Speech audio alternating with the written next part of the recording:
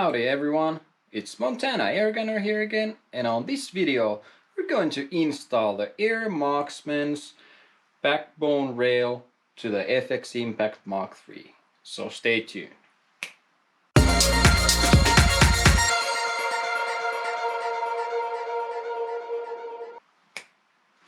Alrighty, so I'm pretty excited about this one. I got the AirMarksman's Backbone Rail that has a 30 MOA cant, and this is the full length version. It's not the tactical version, which is a little bit shorter, so this will be the original longer version one, and we're going to be installing it to the FX Impact Mark III that I have here. And one thing to keep in mind always when you're doing work with airguns and PCPs and any other firearm is the safety. So let's go over first that we haven't cocked the gun, so this has tension, so we know that it's not cocked, it's on safe. And I know that there's not a pellet in the breech because I came from the range the previous day and I checked that there was nothing on the breech. So let's get cracking. So what we have here with the packaging, there's a fresh set of screws that come with the backbone rail, so we don't have to be too delicate with anything. But the two tools that you'll need for the installation is a 2.5mm Allen key and a 4mm Allen key, and then of course your tools to get off the scope. So let's start with getting off the scope first. And as we all know, this is no rocket science. We'll just take off the scope and set it aside. But be careful not to drop it, so that's one thing to keep in mind. Let's just put it on here. Then what we're going to do next is use the 4mm Allen key, and we will first take this top rail off, which is a standard top rail from FX. So we have a 4mm key, and we'll just take it loose. And at the moment we're not gonna remove it yet because we're going to take these two screws from the top. Let's see, it was on the 2.5mm. I think it's a 2mm Allen key, so yeah, let's loosen those ones.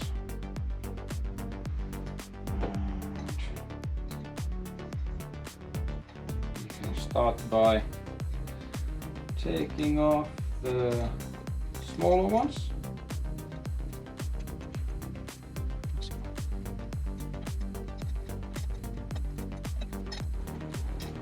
There we have it. And then the 4mm one. Here.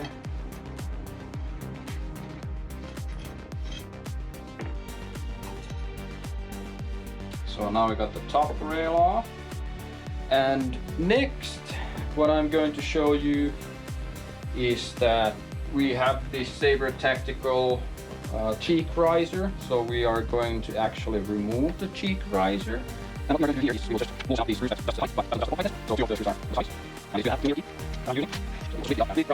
to So next on the menu we have here is the actual top, the backbone, how would I say it, the backbone rail of the FX Impact. And what we are going to do is we will start from the rear and go on to the center. And there's one screw that is shorter than the other ones on the new set, and that's on the left side, the center screw. And that's one thing to keep in mind because it's the only one that's a different length with the backbone rail. So let's get cracking. Okay, so let's get cracking. I'll start first with the furthest from the center and just untighten them.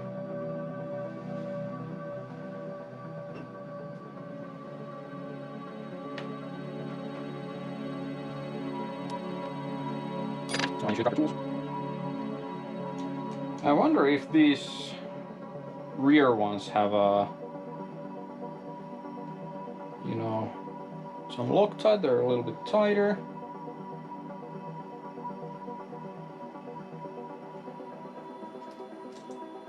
Okay, so they're actually a bit tight.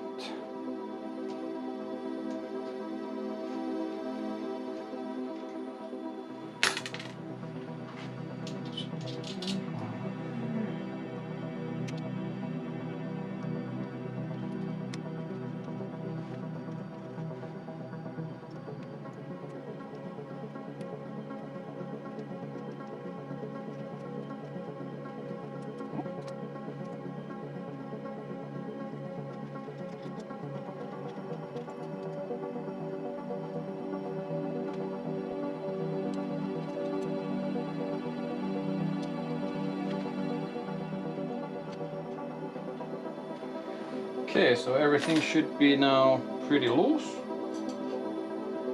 We'll just lift this one up.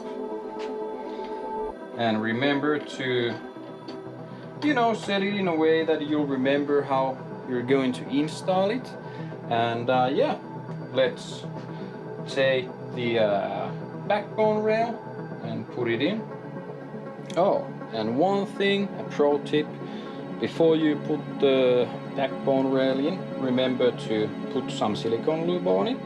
So what I did, I used a Q-tip, put some good grade silicone grease, and which is in kind of like a gel form, and I just used a Q-tip, slathered it all up here, and now we're ready to put the actual rail onto the gun.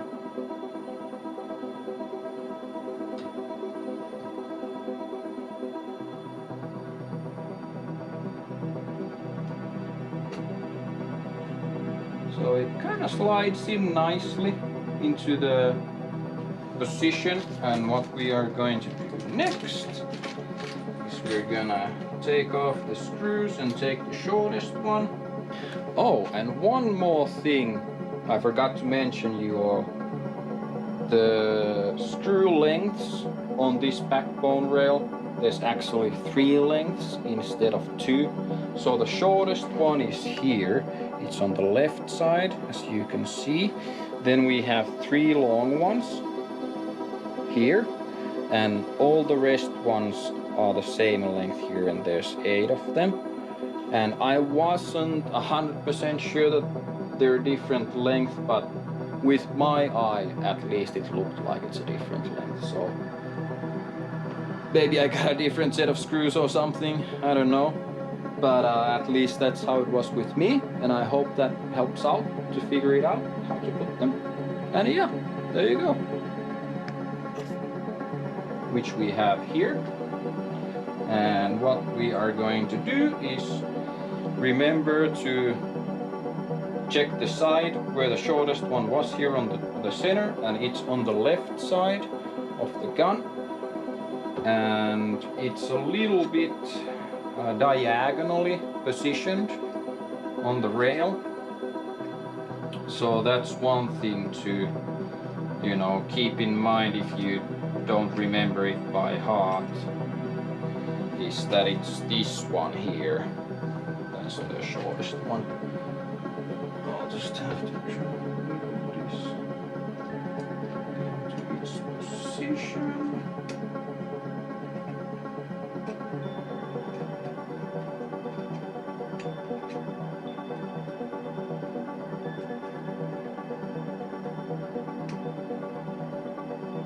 Okay, so it needed a little bit of persuasion to get it start correctly. We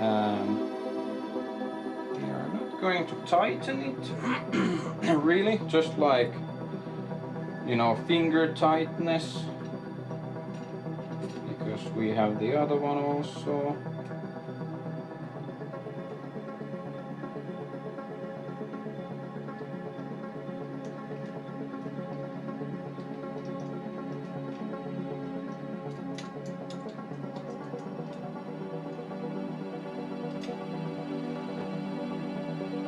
Okay. Wasn't quite sure what was the wrong with this one. Didn't seem to go in that easily, but second time's the charm, it seems. So what I did is I first screwed it in tight, not tightly, just loosely, and kind of was weird. So I decided to unscrew it and screw it back in. So then what we are going to do next is we're gonna go from the furthest one to the center. But we'll first put these ones into the front.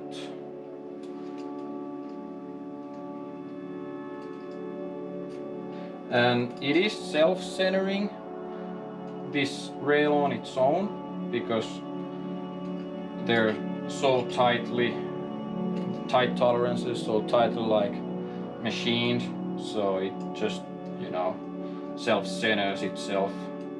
At least that's what I hope. So that's not too tight yet. And then we will go to the next one, so we will just drop these in. Let's see.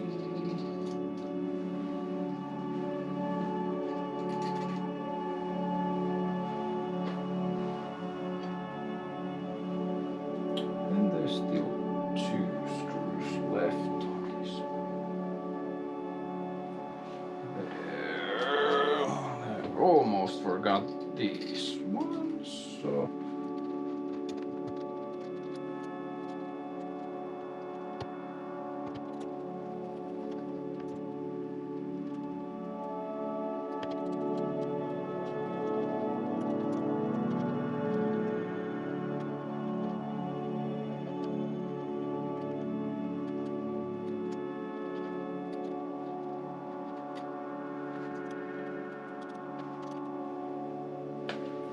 okay, so now we'll just go on and tighten these the rest of the way.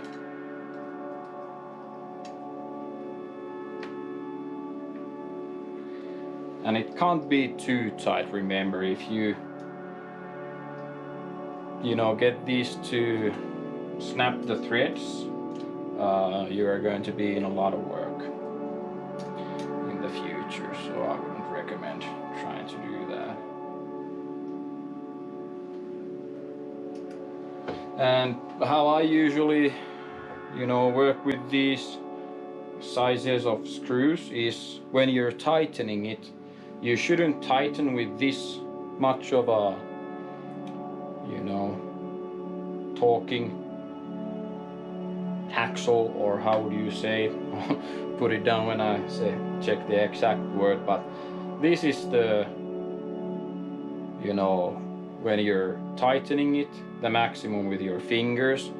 If you're going to strip it with this much of like torque, then you're really strong, but you will get a good feeling about it when you're tightening them, so you won't tighten them too much. And yeah, the same procedure as on the other stuff.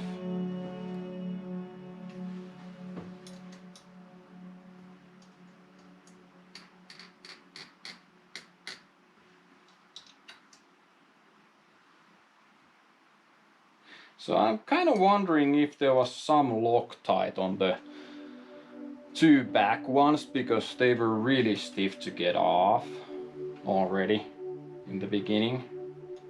And now when you're tightening them, they seem to have their own mind what they want to do.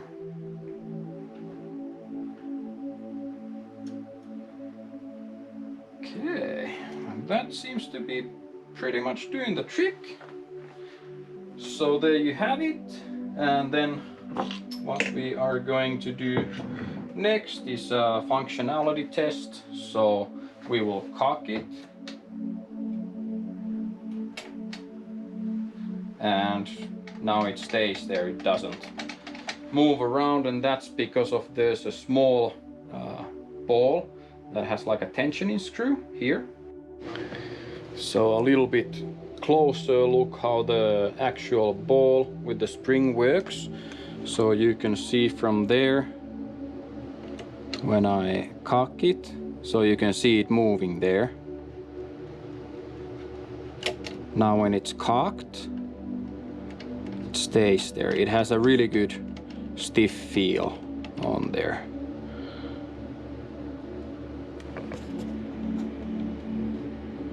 And when you cock it, it doesn't let it slop.